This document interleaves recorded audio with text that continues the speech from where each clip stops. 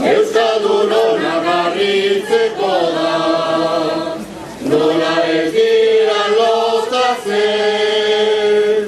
larra mendirik azarroari, eta gehiago aipatzen. Ez da utzegin handia barik ondo badegu pentsatzen. Korrika 18 aktibaziorako eta elkarbizitzarako mezua dakarkio euskal gizarteari. Euskara elkarbizitzarako eta gizarte kohesiorako tresna gisa aldarrikatu nahi du. Korrika 18 eta AEKak argi dugu hizkuntza normalizaziorik gabe ezin dela gizarte normalizaziorik eman. Eta elkarbizitzarako ezinbesteko tresna badugu, beraz, gizarte osoak ezagutu beharko du euskara. Ekimen horretan aritu beharko dugu denok. Horregatik diogu ozenki eman euskara elkarri.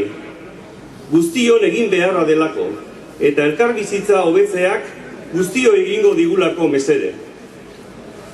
Euskara elkarri ematea era askotara egin daiteke, baina hiru dira aipagarrienak.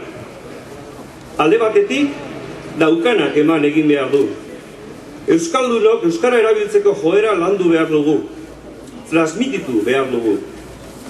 Euskara maite dugula erakutsi eta euskaldun izateak abantailak dakartzala edatu.